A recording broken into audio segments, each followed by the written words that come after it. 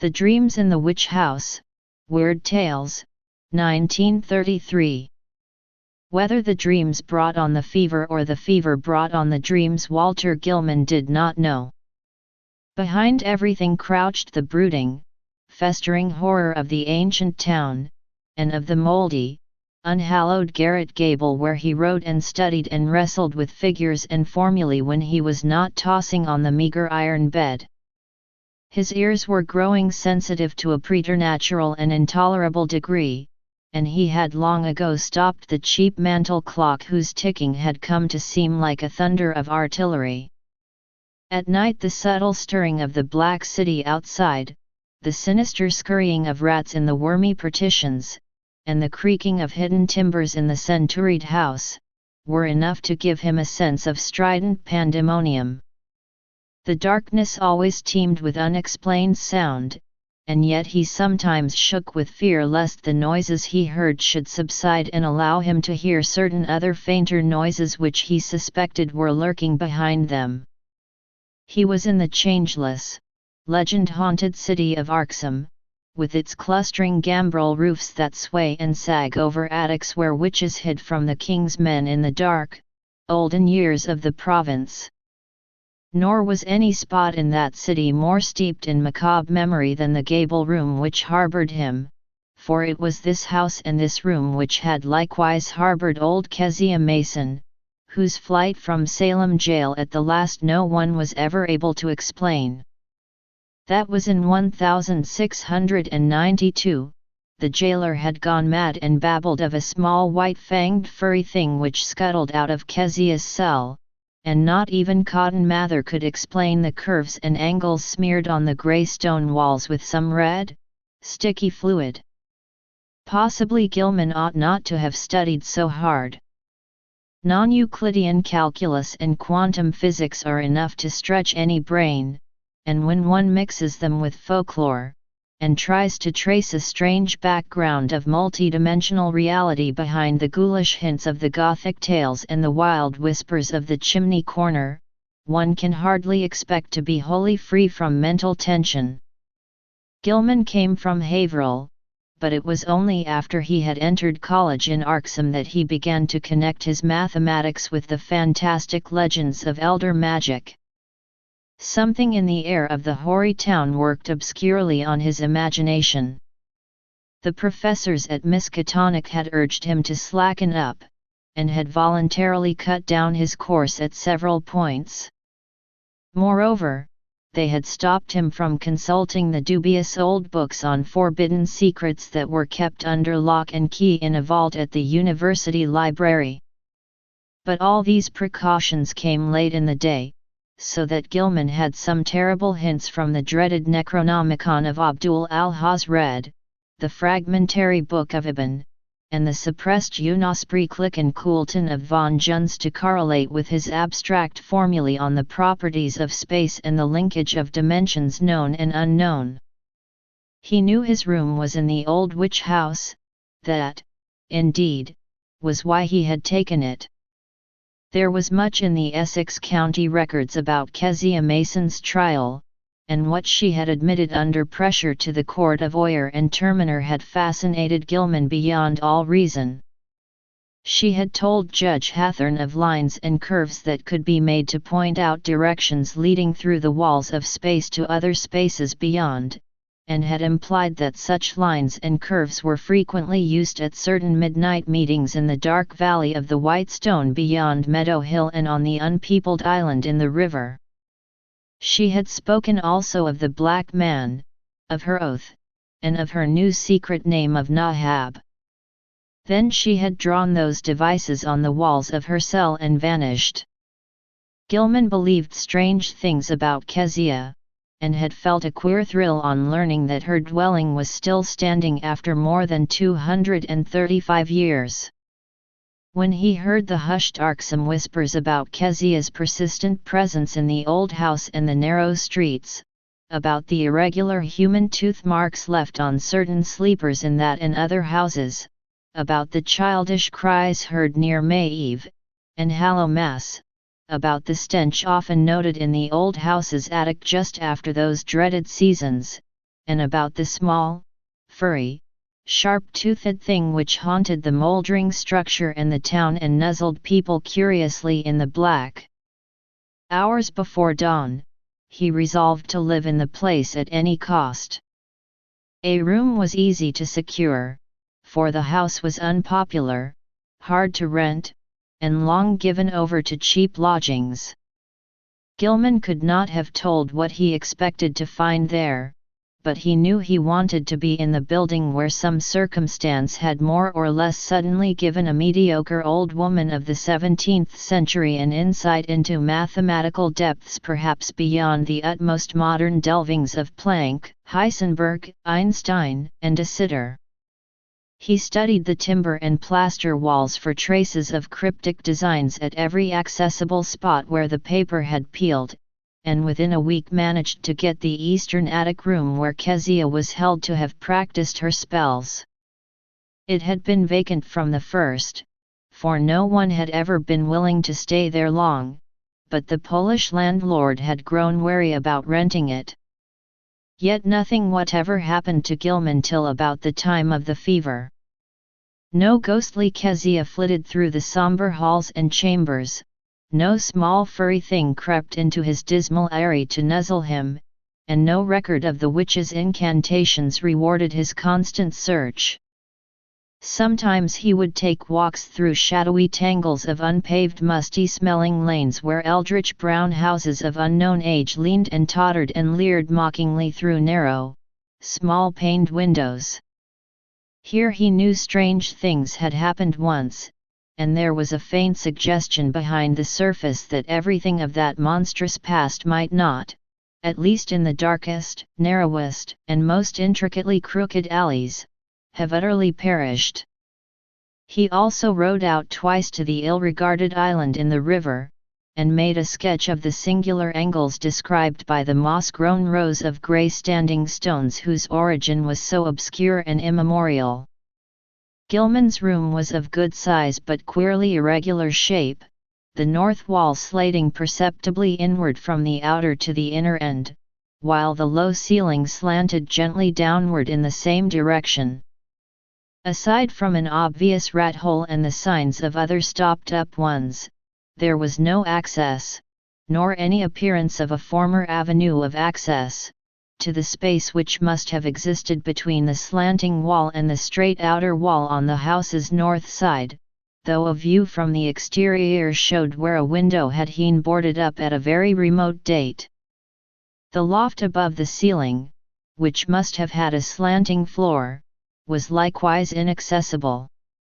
When Gilman climbed up a ladder to the cobwebbed level loft above the rest of the attic, he found vestiges of a bygone aperture tightly and heavily covered with ancient planking and secured by the stout wooden pegs common in colonial carpentry.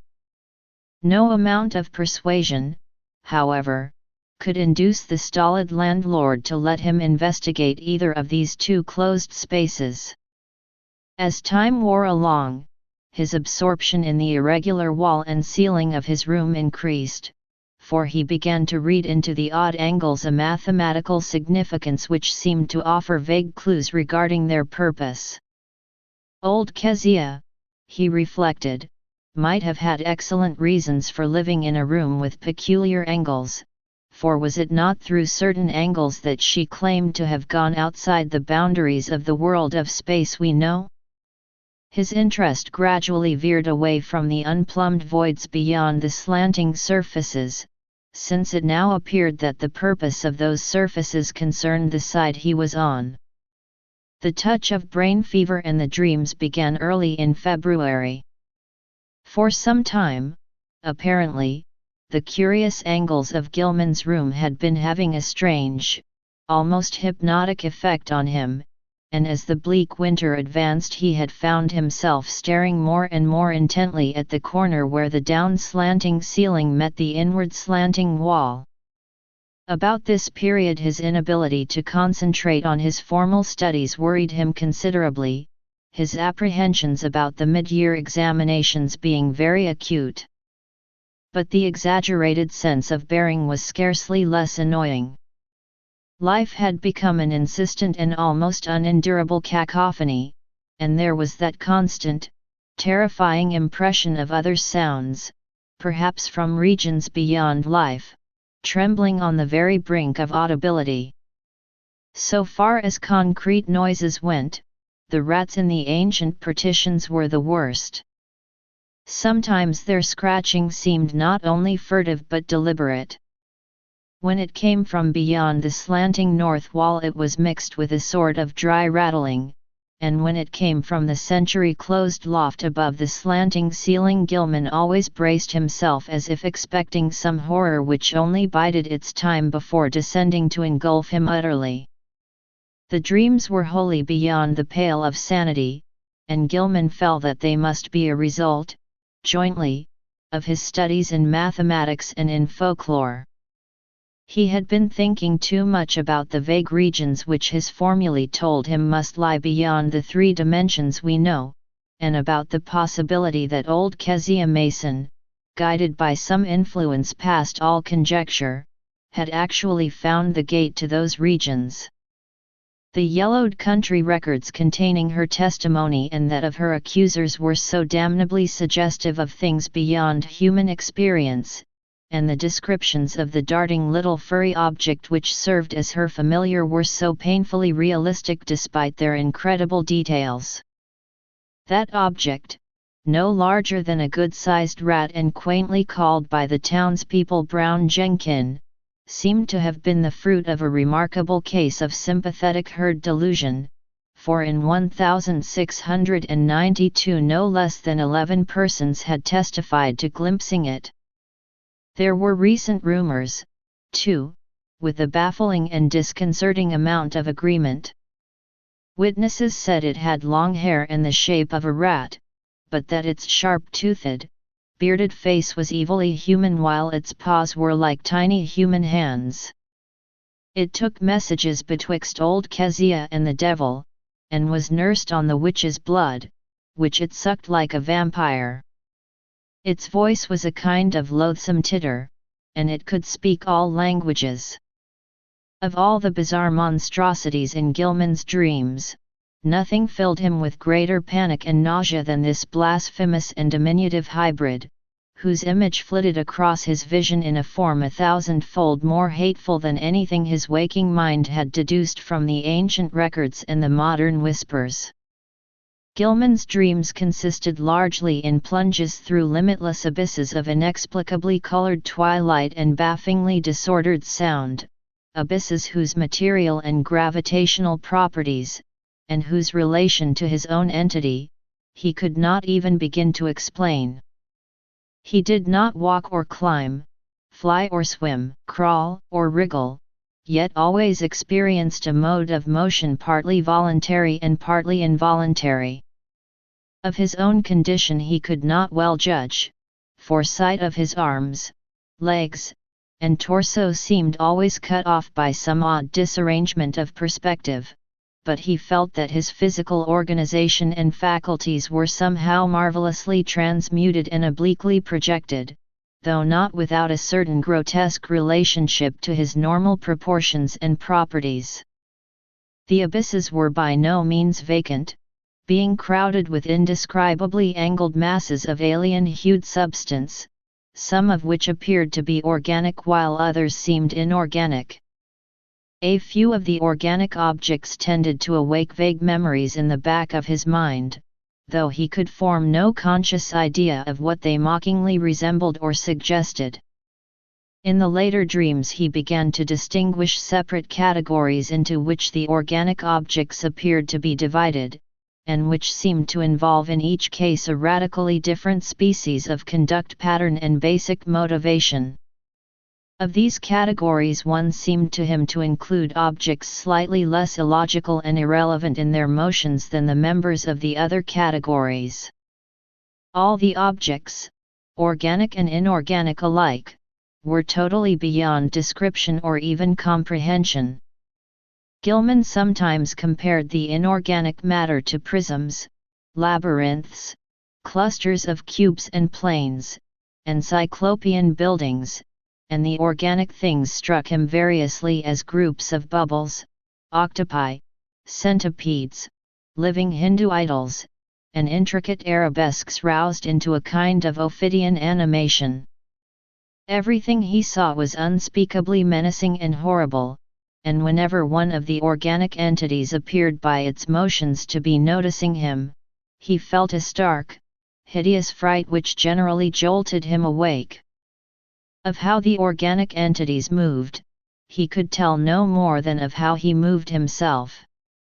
In time he observed a further mystery, the tendency of certain entities to appear suddenly out of empty space, or to disappear totally with equal suddenness. The shrieking, roaring confusion of sound which permeated the abysses was past all analysis as to pitch, timbre or rhythm, but seemed to be synchronous with vague visual changes in all the indefinite objects, organic and inorganic alike. Gilman had a constant sense of dread that it might rise to some unbearable degree of intensity during one or another of its obscure, relentlessly inevitable fluctuations. But it was not in these vortices of complete alienage that he saw Brown Jenkin. That shocking little horror was reserved for certain lighter, sharper dreams which assailed him just before he dropped into the fullest depths of sleep. He would be lying in the dark fighting to keep awake when a faint lambent glow would seem to shimmer around the centuried room, showing in a violet mist the convergence of angled planes which had seized his brain so insidiously. The horror would appear to pop out of the rat hole in the corner and patter toward him over the sagging, wide-planked floor with evil expectancy in its tiny, bearded human face, but mercifully, this dream always melted away before the object got close enough to nuzzle him. It had hellishly long, sharp, canine teeth. Gilman tried to stop up the rat hole every day, but each night the real tenants of the partitions would gnaw away the obstruction, whatever it might be. Once he had the landlord nail a tin over it, but the next night the rats gnawed a fresh hole, in making which they pushed or dragged out into the room a curious little fragment of bone. Gilman did not report his fever to the doctor, for he knew he could not pass the examinations if ordered to the college infirmary when every moment was needed for cramming. As it was, he failed in Calculus D and advanced general psychology, though not without hope of making up lost ground before the end of the term. It was in March when the fresh element entered his lighter preliminary dreaming, and the nightmare shape of Brown Jenkin began to be companioned by the nebulous blur which grew more and more to resemble a bent old woman. This addition disturbed him more than he could account for, but finally he decided that it was like an ancient crone whom he had twice actually encountered in the dark tangle of lanes near the abandoned wharves.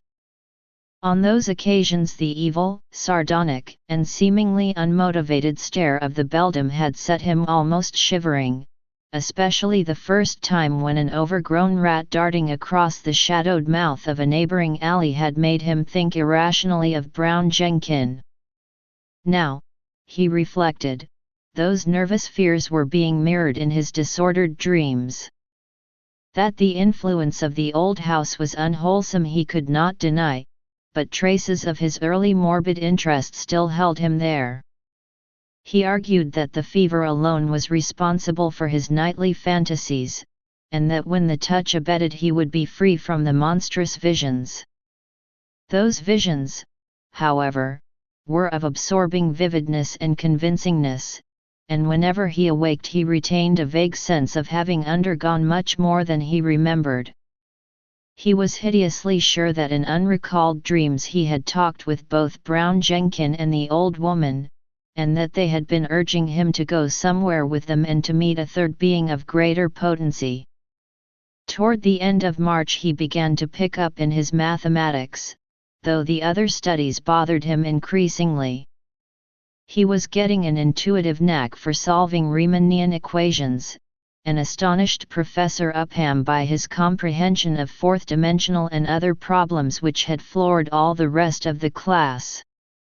One afternoon there was a discussion of possible freakish curvatures in space, and of theoretical points of approach or even contact between our part of the cosmos and various other regions as distant as the farthest stars or the transgalactic gulfs themselves, or even as fabulously remote as the tentatively conceivable cosmic units beyond the whole Einsteinian space-time continuum. Gilman's handling of this theme filled everyone with admiration, even though some of his hypothetical illustrations caused an increase in the always plentiful gossip about his nervous and solitary eccentricity. What made the students shake their heads was his sober theory that a man might, given mathematical knowledge admittedly beyond all likelihood of human acquirement, step deliberately from the Earth to any other celestial body which might lie at one of an infinity of specific points in the cosmic pattern. Such a step, he said, would require only two stages: first, a passage out of the three-dimensional sphere we know, and second, a passage back to the three-dimensional sphere at another point, perhaps one of infinite remoteness. That this could be accomplished without loss of life was in many cases conceivable. Any being from any part of three-dimensional space could probably survive in the fourth dimension, and its survival of the second stage would depend upon what alien part of three-dimensional space it might select for its re-entry.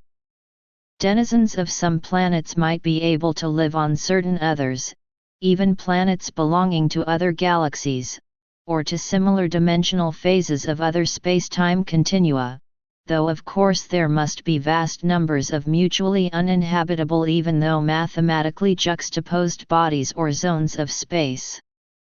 It was also possible that the inhabitants of a given dimensional realm could survive entry to many unknown and incomprehensible realms of additional or indefinitely multiplied dimensions, be they within or outside the given space-time continuum, and that the converse would be likewise true. This was a matter for speculation, though one could be fairly certain that the type of mutation involved in a passage from any given dimensional plane to the next higher one would not be destructive of biological integrity as we understand it. Gilman could not be very clear about his reasons for this last assumption, but his haziness here was more than overbalanced by his clearness on other complex points. Professor Upham especially liked his demonstration of the kinship of higher mathematics to certain phases of magical lore transmitted down the ages from an ineffable antiquity, human or pre-human, whose knowledge of the cosmos and its laws was greater than ours. Around April 1 Gilman worried considerably because his slow fever did not abate. He was also troubled by what some of his fellow lodgers said about his sleepwalking. It seemed that he was often absent from his bed and that the creaking of his floor at certain hours of the night was remarked by the man in the room below. This fellow also spoke of hearing the tread of shod feet in the night, but Gilman was sure he must have been mistaken in this, since shoes as well as other apparel were always precisely in place in the morning. One could develop all sorts of oral delusions in this morbid old house, for did not Gilman himself, even in daylight, now feel certain that noises other than rat scratching came from the black voids beyond the slanting wall and above the slanting ceiling? His pathologically sensitive ears began to listen for faint footfalls in the immemorially sealed loft overhead, and sometimes the illusion of such things was agonizingly realistic. However, he knew that he had actually become a somnambulist, for twice at night his room had been found vacant, though with all his clothing in place. Of this he had been assured by Frank Elwood, the one fellow student whose poverty forced him to room in this squalid and unpopular house. Elwood had been studying in the small hours and had come up for help on a differential equation, only to find Gilman absent. It had been rather presumptuous of him to open the unlocked door after knocking had failed to rouse a response, but he had needed the help very badly and thought that his host would not mind a gentle prodding awake. On neither occasion, though, had Gilman been there, and when told of the matter he wondered where he could have been wandering, barefoot and with only his night clothes on. He resolved to investigate the matter if reports of his sleepwalking continued, and thought of sprinkling flour on the floor of the corridor to see where his footsteps might lead. The door was the only conceivable egress, for there was no possible foothold outside the narrow window. As April advanced, Gilman's fever-sharpened ears were disturbed by the whining prayers of a superstitious loom-fixer named Joe Messierwiz, who had a room on the ground floor. Messierwiz had told long, rambling stories about the ghost of old Kezia and the furry sharp-fanged, nuzzling thing, and had said he was so badly haunted at times that only his silver crucifix, given him for the purpose by Father Iwanicki of St. Stanislaus Church, could bring him relief. Now he was praying because the witches' Sabbath was drawing near. May Eve was Walpurgis night, when hell's blackest evil roamed the earth and all the slaves of Satan gathered for nameless rites and deeds. It was always a very bad time in Arxham, even though the fine folks up in Miskatonic Avenue and High and Saltonstall streets pretended to know nothing about it. There would be bad doings, and a child or two would probably be missing. Joe knew about such things, for his grandmother in the old country had heard tales from her grandmother. It was wise to pray and count one's beads at this season.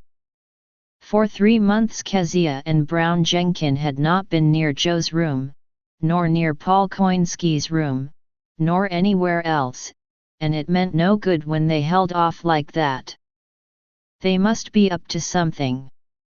Gilman dropped in at the doctor's office on the 16th of the month, and was surprised to find his temperature was not as high as he had feared. The physician questioned him sharply, and advised him to see a nerve specialist. On reflection, he was glad he had not consulted the still more inquisitive college doctor. Old Waldron, who had curtailed his activities before, would have made him take a rest, an impossible thing now that he was so close to great results in his equations. He was certainly near the boundary between the known universe and the fourth dimension, and who could say how much farther he might go. But even as these thoughts came to him, he wondered at the source of his strange confidence. Did all of this perilous sense of imminence come from the formulae on the sheets he covered day by day? The soft, stealthy, imaginary footsteps in the sealed loft above were unnerving. And now, too, there was a growing feeling that somebody was constantly persuading him to do something terrible which he could not do. How about the somnambulism? Where did he go sometimes in the night? And what was that faint suggestion of sound which once in a while seemed to trickle through the confusion of identifiable sounds even in broad daylight and full wakefulness? Its rhythm did not correspond to anything on earth, unless perhaps to the cadence of one or two unmentionable Sabbath chants, and sometimes he feared it corresponded to certain attributes of the vague shrieking or roaring in those holy alien abysses of dream. The dreams were meanwhile getting to be atrocious. In the lighter preliminary phase, the evil old woman was now of fiendish distinctness, and Gilman knew she was the one who had frightened him in the slums. Her bent back, long nose, and shriveled chin were unmistakable, and her shapeless brown garments were like those he remembered. The expression on her face was one of hideous malevolence and exultation, and when he awaked he could recall a croaking voice that persuaded and threatened. He must meet the black man and go with them all to the throne of Azathoth at the center of ultimate chaos. That was what she said. He must sign the Book of Azathoth in his own blood and take a new secret name now that his independent delvings had gone so far. What kept him from going with her and Brown Jenkin and the other to the throne of chaos where the thin flutes pipe mindlessly was the fact that he had seen the name Azathoth in the Necronomicon, and knew it stood for a primal evil too horrible for description. The old woman always appeared out of thin air near the corner where the downward slant met the inward slant. She seemed to crystallize at a point closer to the ceiling than to the floor, and every night she was a little nearer and more distinct before the dream shifted. Brown Jenkin, too, was always a little nearer at the last, and its yellowish-white fangs glistened shockingly in that unearthly violet phosphorescence. Its shrill loathsome tittering struck more and more into Gilman's head, and he could remember in the morning how it had pronounced the words Azathoth and Nyarlathotep. In the deeper dreams everything was likewise more distinct, and Gilman felt that the twilight abysses around him were those of the fourth dimension. Those organic entities whose motions seemed least flagrantly irrelevant and unmotivated were probably projections of life forms from our own planet, including human beings. What the others were in their own dimensional sphere or spheres he dared not try to think. Two of the less irrelevantly moving things, a rather large congeries of iridescent, prolately spheroidal bubbles and a very much smaller polyhedron of unknown colors and rapidly shifting surface angles, seemed to take notice of him and follow him about or float ahead as he changed position among the Titan prisms, labyrinths, cube and plane clusters and quasi-buildings, and all the while the vague shrieking and roaring waxed louder and louder, as if approaching some monstrous climax of utterly unendurable intensity. During the night of 19 to 20 April the new development occurred. Gilman was half involuntarily moving about in the twilight abysses with the bubble mass and the small polyhedron floating ahead when he noticed the peculiarly regular angles formed by the edges of some gigantic neighboring prism clusters. In another second he was out of the abyss and standing tremulously on a rocky hillside bathed in intense, diffused green light. He was barefooted and in his nightclothes. And when he tried to walk discovered that he could scarcely lift his feet. A swirling vapor hid everything but the immediate sloping terrain from sight, and he shrank from the thought of the sounds that might surge out of that vapor. Then he saw the two shapes laboriously crawling toward him, the old woman and the little furry thing. The crone strained up to her knees and managed to cross her arms in a singular fashion, while Brown Jenkin pointed in a certain direction with a horribly anthropoid forepaw which it raised with evident difficulty. Spurred by an impulse he did not originate, Gilman dragged himself forward along a course determined by the angle of the old woman's arms and the direction of the small monstrosity's paw, and before he had shuffled 3 steps he was back in the twilight abysses. Geometrical shapes seethed around him, and he fell dizzily and interminably. At last he woke in his bed in the crazily angled garret of the eldritch old house. He was good for nothing that morning, and stayed away from all his classes. Some unknown attraction was pulling his eyes in a seemingly irrelevant direction, for he could not help staring at a certain vacant spot on the floor. As the day advanced, the focus of his unseeing eyes changed position, and by noon he had conquered the impulse to stare at vacancy. About 2 o'clock he went out for lunch, and as he threaded the narrow lanes of the city he found himself turning always to the southeast. Only an effort halted him at a cafeteria in Church Street, and after the meal he felt the unknown pull still more strongly. He would have to consult a nerve specialist after all. Perhaps there was a connection with his somnambulism, but meanwhile he might at least try to break the morbid spell himself. Undoubtedly he could still manage to walk away from the pull, so with great resolution he headed against it and dragged himself deliberately north along Garrison Street. By the time he had reached the bridge over the Miskatonic he was in a cold perspiration, and he clutched at the iron railing as he gazed upstream at the ill-regarded island whose regular lines of ancient standing stones brooded sullenly in the afternoon sunlight. Then he gave a start. For there was a clearly visible living figure on that desolate island, and a second glance told him it was certainly the strange old woman whose sinister aspect had worked itself so disastrously into his dreams. The tall grass near her was moving, too, as if some other living thing were crawling close to the ground. When the old woman began to turn toward him he fled precipitately off the bridge and into the shelter of the town's labyrinthine waterfront alleys. Distant though the island was, he felt that a monstrous and invincible evil could flow from the sardonic stare of that bent, ancient figure in brown. The southeastwards pull still held, and only with tremendous resolution could Gilman drag himself into the old house and up the rickety stairs. For hours he sat silent and aimless, with his eyes shifting gradually westward.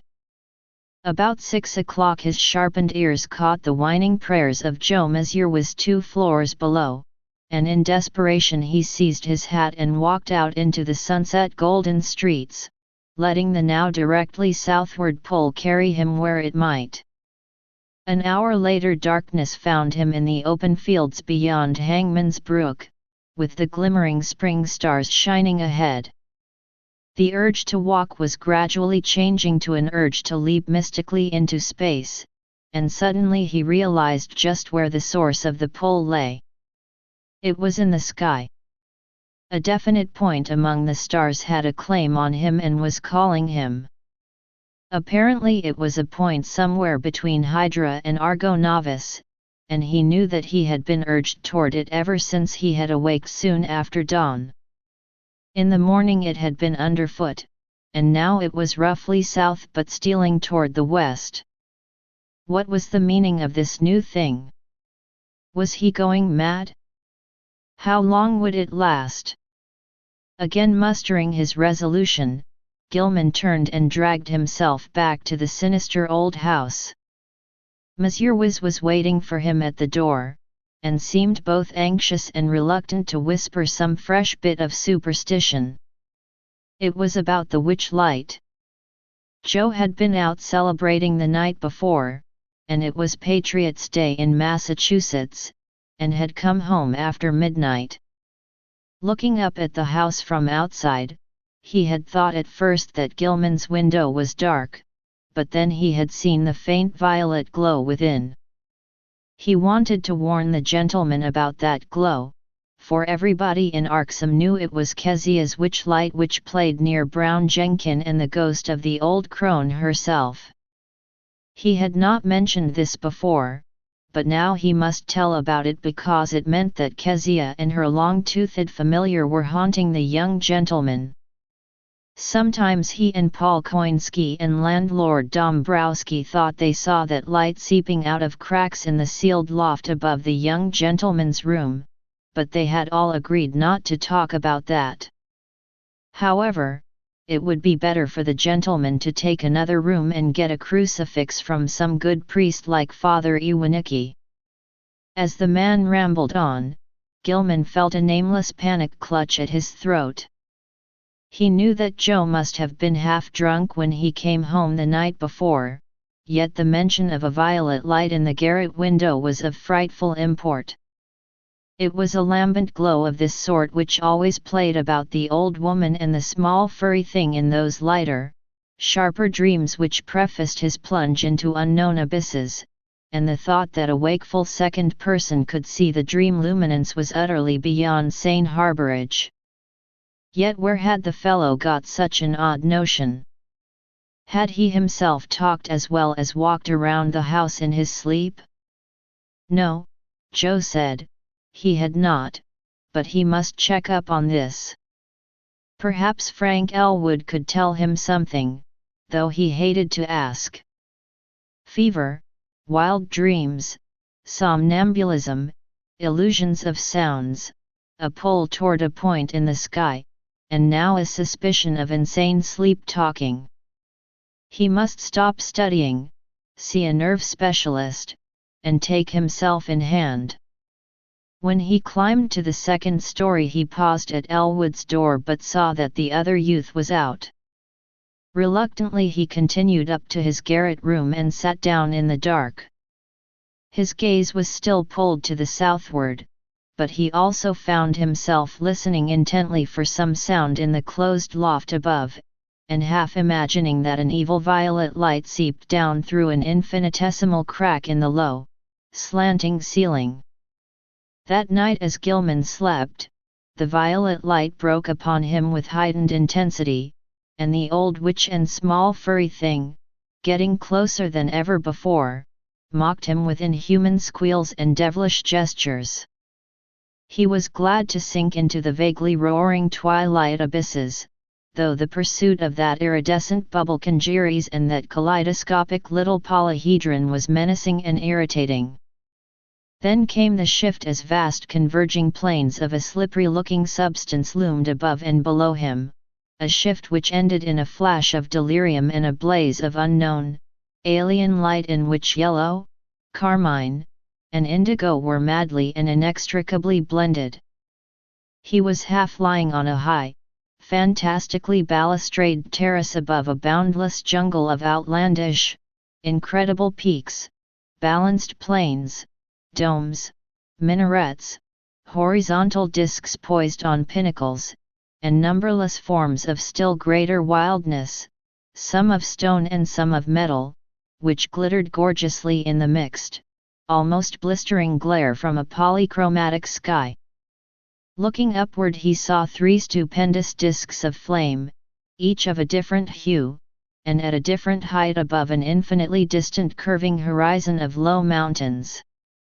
Behind him tiers of higher terraces towered aloft as far as he could see. The city below stretched away to the limits of vision, and he hoped that no sound would well up from it. The pavement from which he easily raised himself was a veined polished stone beyond his power to identify, and the tiles were cut in bizarre angled shapes which struck him as less asymmetrical than based on some unearthly symmetry whose laws he could not comprehend. The balustrade was chest-high, delicate, and fantastically wrought, while along the rail were ranged at short intervals little figures of grotesque design and exquisite workmanship. They, like the whole balustrade, seemed to be made of some sort of shining metal whose color could not be guessed in the chaos of mixed effulgences, and their nature utterly defied conjecture. They represented some ridged barrel-shaped objects with thin horizontal arms radiating spoke-like from a central ring and with vertical knobs or bulbs projecting from the head and base of the barrel. Each of these knobs was the hub of a system of 5 long, flat, triangularly tapering arms arranged around it like the arms of a starfish, nearly horizontal, but curving slightly away from the central barrel. The base of the bottom knob was fused to the long railing with so delicate a point of contact that several figures had been broken off and were missing. The figures were about 4.5 inches in height, while the spiky arms gave them a maximum diameter of about 2.5 inches. When Gilman stood up, the tiles felt hot to his bare feet. He was wholly alone, and his first act was to walk to the balustrade and look dizzily down at the endless, cyclopean city almost 2,000 feet below. As he listened he thought a rhythmic confusion of faint musical pipings covering a wide tonal range welled up from the narrow streets beneath, and he wished he might discern the denizens of the place. The sight turned him giddy after a while, so that he would have fallen to the pavement had he not clutched instinctively at the lustrous balustrade. His right hand fell on one of the projecting figures, the touch seeming to steady him slightly. It was too much, however, for the exotic delicacy of the metal work, and the spiky figure snapped off under his grasp. Still half dazed, he continued to clutch it as his other hand seized a vacant space on the smooth railing. But now his oversensitive ears caught something behind him, and he looked back across the level terrace. Approaching him softly though without apparent furtiveness were 5 figures, 2 of which were the sinister old woman and the fanged, furry little animal. The other 3 were what sent him unconscious, for they were living entities about 8 feet high, shaped precisely like the spiky images on the balustrade, and propelling themselves by a spider-like wriggling of their lower set of starfish arms. Gilman awoke in his bed, drenched by a cold perspiration and with a smarting sensation in his face, hands, and feet. Springing to the floor, he washed and dressed in frantic haste, as if it were necessary for him to get out of the house as quickly as possible. He did not know where he wished to go, but felt that once more he would have to sacrifice his classes. The odd pull toward that spot in the sky between Hydra and Argo had abated, but another of even greater strength had taken its place. Now he felt that he must go north, infinitely north. He dreaded to cross the bridge that gave a view of the desolate island in the Miskatonic, so went over the Peabody Avenue Bridge. Very often he stumbled, for his eyes and ears were chained to an extremely lofty point in the blank blue sky. After about an hour he got himself under better control, and saw that he was far from the city. All around him stretched the bleak emptiness of salt marshes, while the narrow road ahead led to Innsmouth, that ancient, half-deserted town which Arksome people were so curiously unwilling to visit. Though the northward pull had not diminished, he resisted it as he had resisted the other pull, and finally found that he could almost balance the one against the other. Plodding back to town and getting some coffee at a soda fountain, he dragged himself into the public library and browsed aimlessly among the lighter magazines. Once he met some friends who remarked how oddly sunburned he looked, but he did not tell them of his walk. At 3 o'clock he took some lunch at a restaurant, noting meanwhile that the pull had either lessened or divided itself. After that he killed the time at a cheap cinema show, seeing the inane performance over and over again without paying any attention to it. About 9 at night he drifted homeward and shuffled into the ancient house. Joe Mazurwas was whining unintelligible prayers, and Gilman hastened up to his own garret chamber without pausing to see if Elwood was in. It was when he turned on the feeble electric light that the shock came. At once he saw there was something on the table which did not belong there, and a second look left no room for doubt. Lying on its side, for it could not stand up alone, was the exotic spiky figure which in his monstrous dream he had broken off the fantastic balustrade. No detail was missing. The ridged, barrel-shaped center, the thin radiating arms, the knobs at each end, and the flat, slightly outward curving starfish arms spreading from those knobs, all were there. In the electric light the colors seemed to be a kind of iridescent gray veined with green, and Gilman could see amidst his horror and bewilderment that one of the knobs ended in a jagged break, corresponding to its former point of attachment to the dream railing. Only his tendency toward a dazed stupor prevented him from screaming aloud. This fusion of dream and reality was too much to bear. Still dazed, he clutched at the spiky thing and staggered downstairs to landlord Dombrowski's quarters. The whining prayers of the superstitious loom fixer were still sounding through the moldy halls, but Gilman did not mind them now. The landlord was in, and greeted him pleasantly. No, he had not seen that thing before and did not know anything about it. But his wife had said she found a funny tin thing in one of the beds when she fixed the rooms at noon, and maybe that was it. Dombrowski called her, and she waddled in. Yes, that was the thing. She had found it in the young gentleman's bed, on the side next the wall. It had looked very queer to her, but of course the young gentleman had lots of queer things in his room, books and curios and pictures and markings on paper. She certainly knew nothing about it. So Gilman climbed upstairs again in mental turmoil, convinced that he was either still dreaming or that his somnambulism had run to incredible extremes and led him to depredations in unknown places. Where had he got this outre thing? He did not recall seeing it in any museum in Arxham. It must have been somewhere, though, and the sight of it as he snatched it in his sleep must have caused the odd dream picture of the balustrade terrace. Next day he would make some very guarded inquiries, and perhaps see the nerve specialist. Meanwhile he would try to keep track of his somnambulism.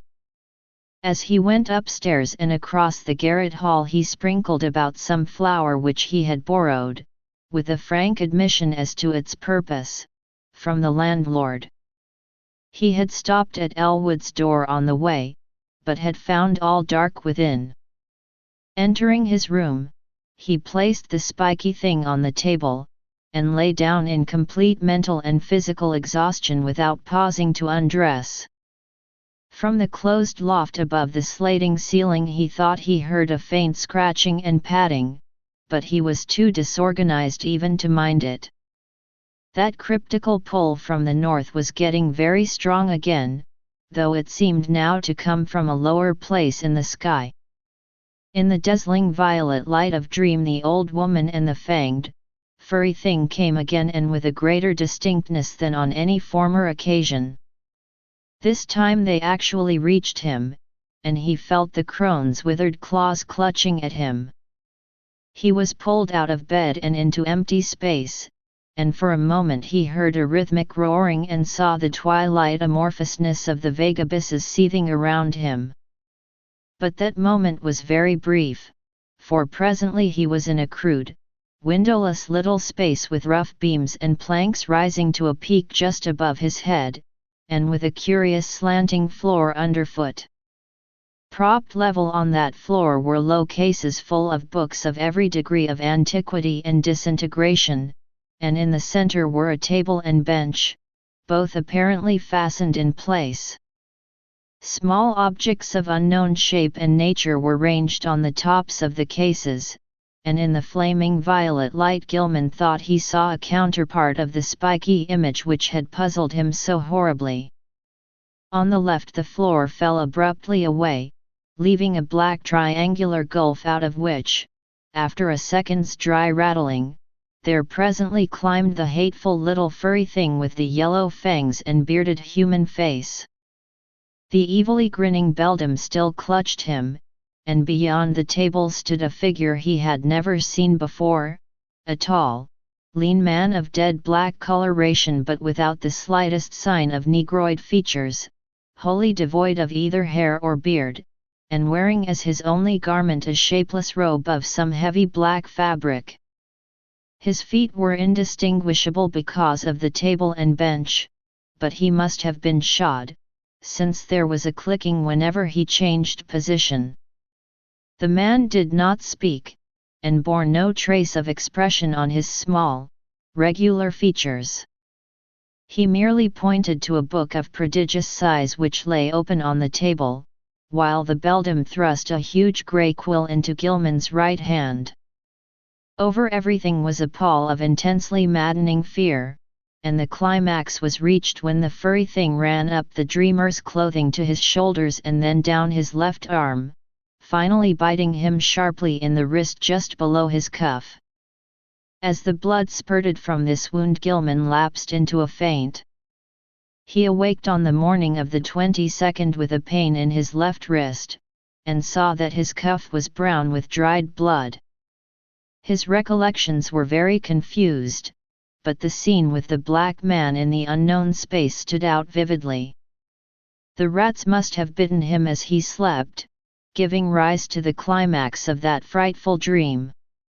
Opening the door, he saw that the floor on the corridor floor was undisturbed except for the huge prints of the loutish fellow who roomed at the other end of the garret.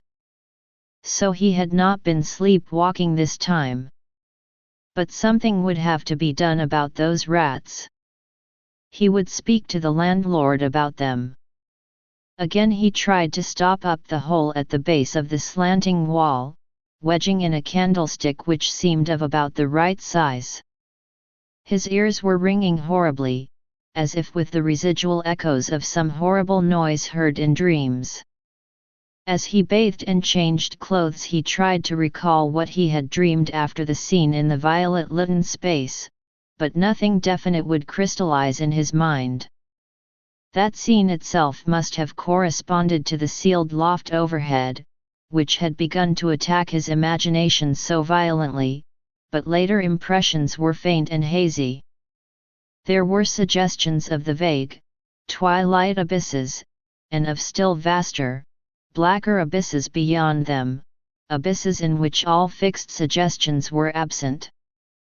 He had been taken there by the bubble congeries and the little polyhedron which always dogged him, but they, like himself, had changed to wisps of mist in this farther void of ultimate blackness. Something else had gone on ahead, a larger wisp which now and then condensed into nameless approximations of form, and he thought that their progress had not been in a straight line, but rather along the alien curves and spirals of some ethereal vortex which obeyed laws unknown to the physics and mathematics of any conceivable cosmos. Eventually there had been a hint of vast, leaping shadows, of a monstrous, half-acoustic pulsing, and of the thin, monotonous piping of an unseen flute, but that was all. Gilman decided he had picked up that last conception from what he had read in the Necronomicon about the mindless entity Azathoth, which rules all time and space from a black throne at the center of chaos. When the blood was washed away the wrist wound proved very slight, and Gilman puzzled over the location of the two tiny punctures. It occurred to him that there was no blood on the bedspread where he had lain, which was very curious in view of the amount on his skin and cuff. Had he been sleepwalking within his room, and had the rat bitten him as he sat in some chair or paused in some less rational position? He looked in every corner for brownish drops or stains, but did not find any.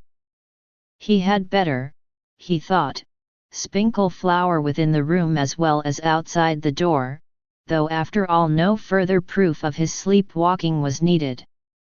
He knew he did walk and the thing to do now was to stop it. He must ask Frank Elwood for help. This morning the strange pulls from space seemed lessened, though they were replaced by another sensation even more inexplicable. It was a vague, insistent impulse to fly away from his present situation, but held not a hint of the specific direction in which he wished to fly. As he picked up the strange spiky image on the table he thought the older northward pull grew a trifle stronger, but even so, it was wholly overruled by the newer and more bewildering urge. He took the spiky image down to Elwood's room, steeling himself against the winds of the loom fixer which welled up from the ground floor.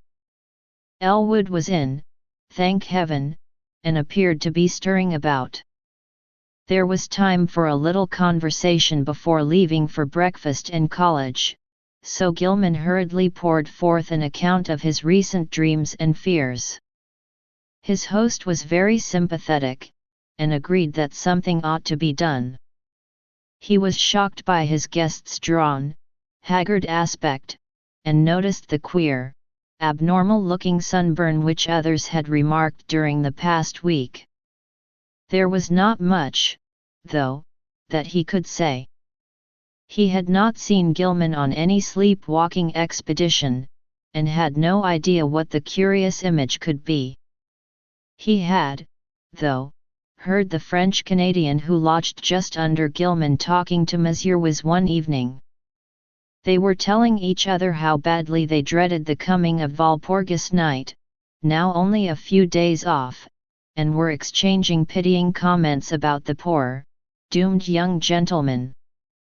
Dérochers, the fellow under Gilman's room, had spoken of nocturnal footsteps shod and unshod, and of the violet light he saw one night when he had stolen fearfully up to peer through Gilman's keyhole. He had not dared to peer, he told Monsieur Wiz, after he had glimpsed that light through the cracks around the door. There had been soft talking, too, and as he began to describe it his voice had sunk to an inaudible whisper.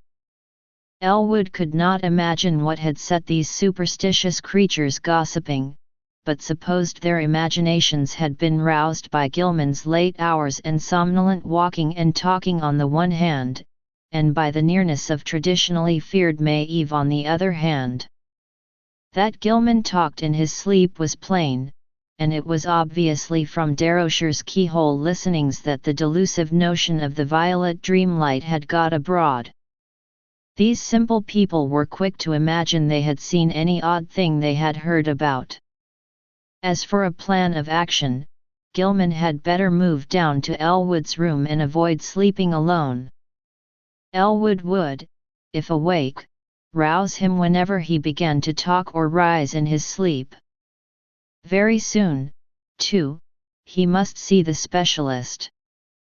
Meanwhile they would take the spiky image around to the various museums and to certain professors, seeking identification and slating that it had been found in a public rubbish can. Also, Dombrowski must attend to the poisoning of those rats in the walls. Braced up by Elwood's companionship, Gilman attended classes that day. Strange urges still tugged at him, but he could sidetrack them with considerable success. During a free period he showed the queer image to several professors, all of whom were intensely interested, though none of them could shed any light upon its nature or origin. That night he slept on a couch which Elwood had had the landlord bring to the second-story room, and for the first time in weeks was wholly free from disquieting dreams. But the feverishness still hung on, and the whines of the loom fixer were an unnerving influence. During the next few days Gilman enjoyed an almost perfect immunity from morbid manifestations. He had, Elwood said, showed no tendency to talk or rise in his sleep, and meanwhile the landlord was putting rat poison everywhere. The only disturbing element was the talk among the superstitious foreigners, whose imaginations had become highly excited. Monsieur Wiz was always trying to make him get a crucifix, and finally forced one upon him which he said had been blessed by the good Father Iwanicki. Dérochers, too, had something to say. In fact, he insisted that cautious steps had sounded in the now vacant room above him on the first and second nights of Gilenin's absence from it. Paul Koinski thought he heard sounds in the halls and on the stairs at night, and claimed that his door had been softly tried, while Mrs. Dombrowski vowed she had seen Brown Jenkin for the first time since All Hallows. But such naive reports could mean very little, and Gilman let the cheap metal crucifix hang idly from a knob on his host's dresser. For 3 days Gilman and Elwood canvassed the local museums in an effort to identify the strange spiky image, but always without success. In every quarter, however, interest was intense, for the utter alienage of the thing was a tremendous challenge to scientific curiosity. One of the small radiating arms was broken off and subjected to chemical analysis. Professor Ellery found platinum, iron, and tellurium in the strange alloy, but mixed with these were at least 3 other apparent elements of high atomic weight which chemistry was absolutely powerless to classify. Not only did they fail to correspond with any known element, but they did not even fit the vacant places reserved for probable elements in the periodic system. The mystery remains unsolved to this day, though the image is on exhibition at the Museum of Miskatonic University. On the morning of April 27 a fresh rat bowl appeared in the room where Gilman was a guest, but Dombrowski tinned it up during the day. The poison was not having much effect, for scratchings and scurryings in the walls were virtually undiminished. Elwood was out late that night, and Gilman waited up for him. He did not wish to go to sleep in a room alone, especially since he thought he had glimpsed in the evening twilight the repellent old woman whose image had become so horribly transferred to his dreams. He wondered who she was, and what had been near her rattling the tin can in a rubbish heap at the mouth of a squalid courtyard. The crone had seemed to notice him and leer evilly at him, though perhaps this was merely his imagination. The next day both youths felt very tired, and knew they would sleep like logs when night came. In the evening they drowsily discussed the mathematical studies which had so completely and perhaps harmfully engrossed Gilman, and speculated about the linkage with ancient magic and folklore which seemed so darkly probable. They spoke of old Kezia Mason, and Elwood agreed that Gilman had good scientific grounds for thinking she might have stumbled on strange and significant information. The hidden cults to which these witches belonged often guarded and handed down surprising secrets from elder, forgotten eons, and it was by no means impossible that Kezia had actually mastered the art of passing through dimensional gates. Tradition emphasizes the uselessness of material barriers in halting a witch's notions, and who can say what underlies the old tales of broomstick rides through the night? Whether a modern student could ever gain similar powers from mathematical research alone, was still to be seen. Success, Gilman added, might lead to dangerous and unthinkable situations, for who could foretell the conditions pervading an adjacent but normally inaccessible dimension? On the other hand, the picturesque possibilities were enormous. Time could not exist in certain belts of space, and by entering and remaining in such a belt one might preserve one's life and age indefinitely, never suffering organic metabolism or deterioration except for slight amounts incurred during visits to one's own or similar planes. One might, for example, pass into a timeless dimension and emerge at some remote period of the Earth's history as young as before. Whether anybody had ever managed to do this, one could hardly conjecture with any degree of authority. Old legends are hazy and ambiguous, and in historic times all attempts at crossing forbidden gaps seem complicated by strange and terrible alliances with beings and messengers from outside. There was the immemorial figure of the deputy or messenger of hidden and terrible powers, the Black Man of the witch cult, and the Nyarlathotep of the Necronomicon. There was, too, the baffling problem of the lesser messengers or intermediaries, the quasi-animals and queer hybrids which legend depicts as witches' familiars. As Gilman and Elwood retired, too sleepy to argue further, they heard Joe Messier whiz reel into the house half drunk, and shuddered at the desperate wildness of his whining prayers. That night Gilman saw the violet light again. In his dream he had heard a scratching and gnawing in the partitions, and thought that someone fumbled clumsily at the latch. Then he saw the old woman and the small furry thing advancing toward him over the carpeted floor. The beldam's face was alight with inhuman exultation, and the little yellow-toothed morbidity tittered mockingly as it pointed at the heavily sleeping form of Elwood on the other couch across the room. A paralysis of fear stifled all attempts to cry out. As once before, the hideous crone seized Gilman by the shoulders, yanking him out of bed and into empty space. Again the infinitude of the shrieking abysses flashed past him, but in another second he thought he was in a dark, muddy, unknown alley of fetid odors with the rotting walls of ancient houses towering up on every hand. Ahead was the robed black man he had seen in the peak space in the other dream, while from a lesser distance the old woman was beckoning and grimacing imperiously. Brown Jenkin was rubbing itself with a kind of affectionate playfulness around the ankles of the black man, which the deep mud largely concealed. There was a dark open doorway on the right, to which the black man silently pointed. Into this the grinning crone started, dragging Gilman after her by his pajama sleeves. There were evil-smelling staircases which creaked ominously, and on which the old woman seemed to radiate a faint violet light, and finally a door leading off a landing. The crone fumbled with the latch and pushed the door open, motioning to Gilman to wait, and disappearing inside the black aperture. The youth's oversensitive ears caught a hideous strangled cry, and presently the beldam came out of the room bearing a small, senseless form which she thrust at the dreamer as if ordering him to carry it.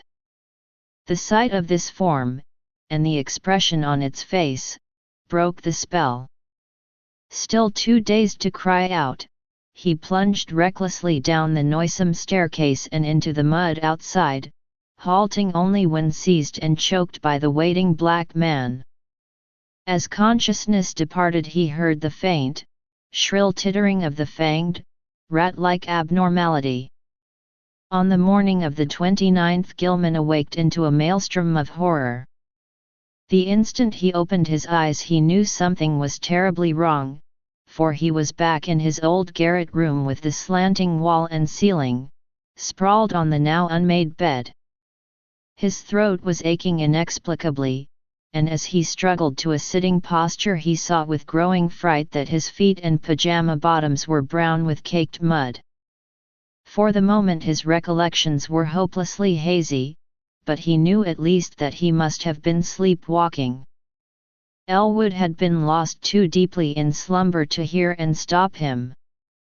On the floor were confused muddy prints, but oddly enough they did not extend all the way to the door.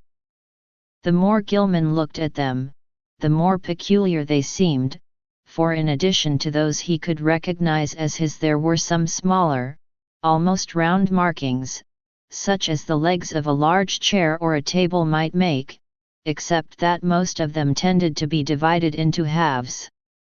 There were also some curious muddy rat tracks leading out of a fresh hole and back into it again.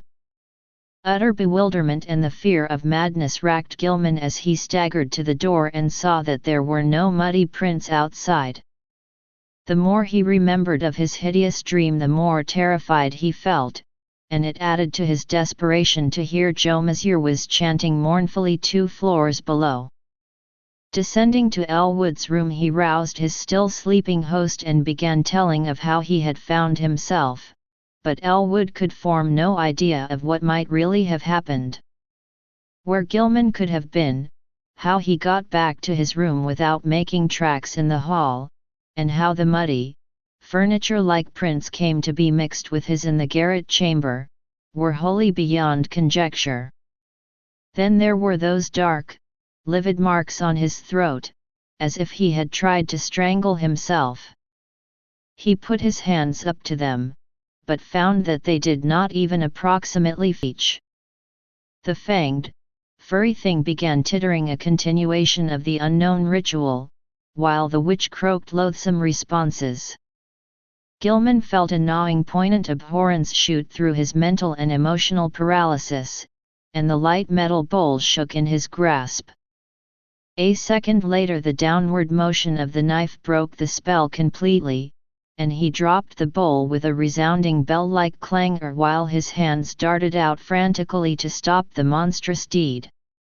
In an instant he had edged up the slanting floor around the end of the table and wrenched the knife from the old woman's claws, sending it clattering over the brink of the narrow triangular gulf. In another instant, however, matters were reversed, for those murderous claws had locked themselves tightly around his own throat, while the wrinkled face was twisted with insane fury. He felt the chain of the cheap crucifix grinding into his neck, and in his peril wondered how the sight of the object itself would affect the evil creature. Her strength was altogether superhuman, but as she continued her choking he reached feebly in his shirt and drew out the metal symbol, snapping the chain and pulling it free. At sight of the device the witch seemed struck with panic, and her grip relaxed long enough to give Gilman a chance to break it entirely. He pulled the steel-like claws from his neck, and would have dragged the beldam over the edge of the gulf had not the claws received a fresh access of strength and closed in again. This time he resolved to reply in kind, and his own hands reached out for the creature's throat. Before she saw what he was doing he had the chain of the crucifix twisted about her neck, and a moment later he had tightened it enough to cut off her breath. During her last struggle he felt something bite at his ankle, and saw that Brown Jenkin had come to her aid. With one savage kick he sent the morbidity over the edge of the gulf and heard it whimper on some level far below. Whether he had killed the ancient crone he did not know, but he let her rest on the floor where she had fallen. Then, as he turned away, he saw on the table a sight which nearly snapped the last thread of his reason. Brown Jenkin, tough of sinew and with 4 tiny hands of demoniac dexterity, had been busy while the witch was throttling him, and his efforts had been in vain. What he had prevented the knife from doing to the victim's chest, the yellow fangs of the furry blasphemy had done to a wrist, and the bowl so lately on the floor stood full beside the small lifeless body. In his dream delirium Gilman heard the hellish alien rhythmed chant of the Sabbat coming from an infinite distance, and knew the black man must be there. Confused memories mixed themselves with his mathematics, and he believed his subconscious mind held the angles which he needed to guide him back to the normal world alone and unaided for the first time. He felt sure he was in the immemorially sealed loft above his own room, but whether he could ever escape through the slanting floor or the long stooped egress he doubted greatly. Besides, would not an escape from a dream loft bring him merely into a dream house, an abnormal projection of the actual place he sought? He was wholly bewildered as to the relation betwixt dream and reality in all his experiences. The passage through the vague abysses would be frightful, for the Walpurgis rhythm would be vibrating, and at last he would have to hear that hitherto veiled cosmic pulsing which he so mortally dreaded. Even now he could detect a low, monstrous shaking whose tempo he suspected all too well. At Sabbat time it always mounted and reached through to the worlds to summon the initiate to nameless rites. Half the chants of the Sabbat were patterned on this faintly overheard pulsing which no earthly ear could endure in its unveiled spatial fullness. Gilman wondered, too, whether he could trust his instincts to take him back to the right part of space. How could he be sure he would not land on that green-litten hillside of a far planet, on the tessellated terrace above the city of tentacled monsters somewhere beyond the galaxy, or in the spiral black vortices of that ultimate void of chaos where reigns the mindless demon Sultan Azathoth? Just before he made the plunge the violet light went out and left him in utter blackness. The witch, old Kezia, Nahab, that must have meant her death. And mixed with the distant chant of the Sabbat and the whimpers of Brown Jenkin in the gulf below he thought he heard another and wilder whine from unknown depths. Joe Mazurwiz, the prayers against the crawling chaos now turning to an inexplicably triumphant shriek, worlds of sardonic actuality impinging on vortices of febrile dream, ia. Shub-Nigurath. The goat with 1,000 young. They found Gilman on the floor of his queerly angled old garret room long before dawn, for the terrible cry had brought Deroshers and Koinski and Dombrowski and Mazurwiz at once, and had even wakened the soundly sleeping Elwood in his chair. He was alive, and with open, staring eyes, but seemed largely unconscious. On his throat were the marks of murderous hands, and on his left ankle was a distressing rat bite. His clothing was badly rumpled and Joe's crucifix was missing. Elwood trembled, afraid even to speculate what new form his friend's sleepwalking had taken. Monsieur Wiz seemed half-dazed because of a sign he said he had had in response to his prayers, and he crossed himself frantically when the squealing and whimpering of a rat sounded from beyond the slanting partition. When the dreamer was settled on his couch in Elwood's room, they sent for Dr. Malkovsky, a local practitioner who would repeat no tales where they might prove embarrassing, and he gave Gilman 2 hypodermic injections which caused him to relax in something like natural drowsiness. During the day the patient regained consciousness at times and whispered his newest dream disjointedly to Elwood. It was a painful process, and at its very start brought out a fresh and disconcerting fact. Gilman, whose ears had so lately possessed an abnormal sensitiveness, was now stone deaf. Dr. Malkovsky, summoned again in haste, told Elwood that both eardrums were ruptured, as if by the impact of some stupendous sound intense beyond all human conception or endurance. How such a sound could have been heard in the last few hours without arousing all the Miskatonic Valley was more than the honest physician could say. Elwood wrote his part of the colloquy on paper, so that a fairly easy communication was maintained. Neither knew what to make of the whole chaotic business, and decided it would be better if they thought as little as possible about it. Both, though, agreed that they must leave this ancient and accursed house as soon as it could be arranged. Evening papers spoke of a police raid on some curious revelers in a ravine beyond Meadow Hill just before dawn, and mentioned that the white stone there was an object of age-long superstitious regard. Nobody had been caught, but among the scattering fugitives had been glimpsed a huge Negro. In another column it was stated that no trace of the missing child Lottie Sla's Wolachko had been found. The crowning horror came that very night. Elwood will never forget it, and was forced to stay out of college the rest of the term because of the resulting nervous breakdown. He had thought he heard rats in the partition all the evening, but paid little attention to them. Then, long after both he and Gilman had retired, the atrocious shrieking began. Elwood jumped up, turned on the lights and rushed over to his guest's couch. The occupant was emitting sounds of veritably inhuman nature, as if racked by some torment beyond description.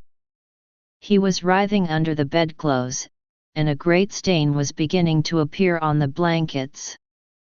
Elwood scarcely dared to touch him, but gradually the screaming and writhing subsided.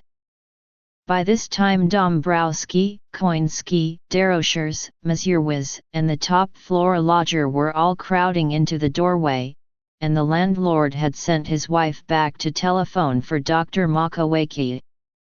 Everybody shrieked when a large rat-like form suddenly jumped out from beneath the ensanguined bedclothes and scuttled across the floor to a fresh, open hole close by. When the doctor arrived and began to pull down those frightful covers, Walter Gilman was dead. It would be barbarous to do more than suggest what had killed Gilman. There had been virtually a tunnel through his body, something had eaten his heart out. Dombrowski, frantic at the failure of his rat-poisoning efforts, cast aside all thought of his lease and within a week had moved with all his older lodgers to a dingy but less ancient house in Walnut Street.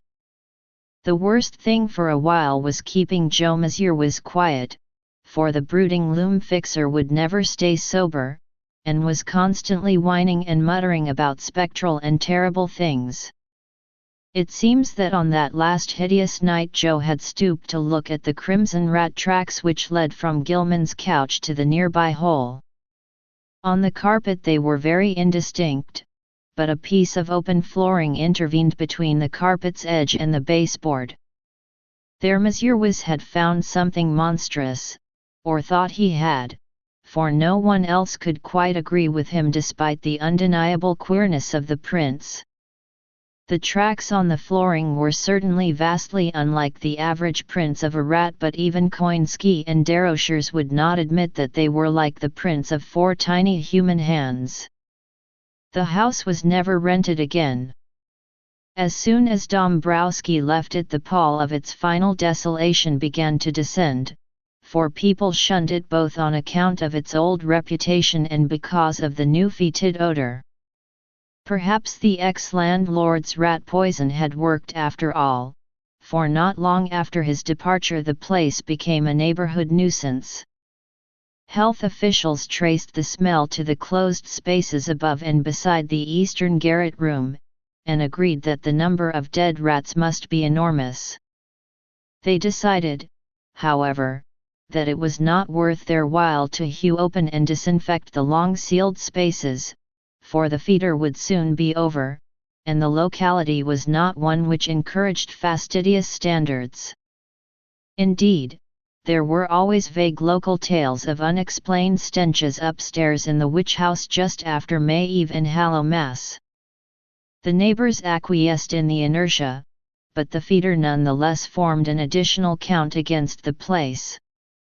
Toward the last the house was condemned as a habitation by the building inspector. Gilman's dreams and their attendant circumstances have never been explained. Elwood, whose thoughts on the entire episode are sometimes almost maddening, came back to college the next autumn and was graduated in the following June. He found the spectral gossip of the town much diminished, and it is indeed a fact that, notwithstanding certain reports of a ghostly tittering in the deserted house which lasted almost as long as that edifice itself, no fresh appearances either of old Kezia or of Brown Jenkin have been muttered of since Gilman's death. It is rather fortunate that Elwood was not in Arxham in that later year when certain events abruptly renewed the local whispers about elder horrors. Of course he heard about the matter afterward and suffered untold torments of black and bewildered speculation, but even that was not as bad as actual nearness and several possible sights would have been. In March 1931, a gale wrecked the roof and great chimney of the vacant witch house, so that a chaos of crumbling bricks, blackened, moss-grown shingles, and rotting planks and timbers crashed down into the loft and broke through the floor beneath. The whole attic story was choked with debris from above, but no one took the trouble to touch the mess before the inevitable raising of the decrepit structure. That ultimate step came in the following December, and it was when Gilman's old room was cleared out by reluctant, apprehensive workmen that the gossip began. Among the rubbish which had crashed through the ancient slanting ceiling were several things which made the workmen pause and call in the police.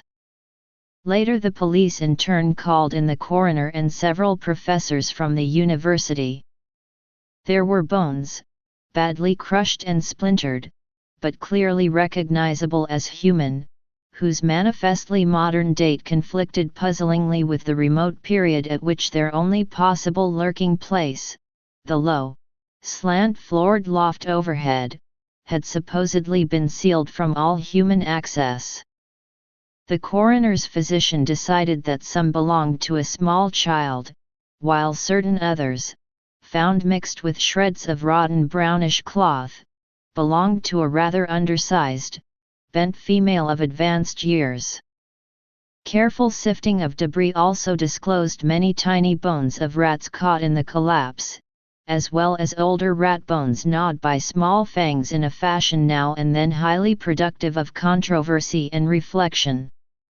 Other objects found included the mangled fragments of many books and papers, together with a yellowish dust left from the total disintegration of still older books and papers. All, without exception, appeared to deal with black magic in its most advanced and horrible forms, and the evidently recent date of certain items is still a mystery as unsolved as that of the modern human bones. An even greater mystery is the absolute homogeneity of the crabbed, archaic writing found on a wide range of papers whose conditions and watermarks suggest age differences of at least 150 to 200 years. To some, though, the greatest mystery of all is the variety of utterly inexplicable objects whose shapes, materials, types of workmanship, and purposes baffle all conjecture, found scattered amidst the wreckage in evidently diverse states of injury. One of these things, which excited several Miskatonic professors profoundly, is a badly damaged monstrosity plainly resembling the strange image which Gilman gave to the college museum, save that it is large, wrought of some peculiar bluish stone instead of metal, and possessed of a singularly angled pedestal with undecipherable hieroglyphics. Archaeologists and anthropologists are still trying to explain the bizarre designs chased on a crushed bowl of light metal whose inner side bore ominous brownish stains when found. Foreigners and credulous grandmothers are equally garrulous about the modern nickel crucifix with broken chain mixed in the rubbish and shiveringly identified by Joe Maturwas as that which he had given poor Gilman many years before. Some believe this crucifix was dragged up to the sealed loft by rats, while others think it must have been on the floor in some corner of Gilman's old room at the time. Still others, including Joe himself, have theories too wild and fantastic for sober credence. When the slanting wall of Gilman's room was torn out, the once sealed triangular space between that partition and the house's north wall was found to contain much less structural debris, even in proportion to its size, than the room itself, though it had a ghastly layer of older materials which paralyzed the wreckers with horror. In brief, the floor was a veritable ossuary of the bones of small children, some fairly modern, but others extending back in infinite gradations to a period so remote that crumbling was almost complete. On this deep bony layer rested a knife of great size, obvious antiquity, and grotesque, ornate, and exotic design, above which the debris was piled. In the midst of this debris, wedged between a fallen plank and a cluster of cemented bricks from the ruined chimney, was an object destined to cause more bafflement, veiled fright, and openly superstitious talk in Arxham than anything else discovered in the haunted and accursed building. This object was the partly crushed skeleton of a huge diseased rat, whose abnormalities of form are still a topic of debate and source of singular reticence among the members of Miskatonic's Department of Comparative Anatomy. Very little concerning this skeleton has leaked out, but the workmen who found it whisper in shocked tones about the long, brownish hairs with which it was associated. The bones of the tiny paws, it is rumored, imply prehensile characteristics more typical of a diminutive monkey than of a rat, while the small skull with its savage yellow fangs is of the utmost anomalousness, appearing from certain angles like a miniature, monstrously degraded parody of a human skull.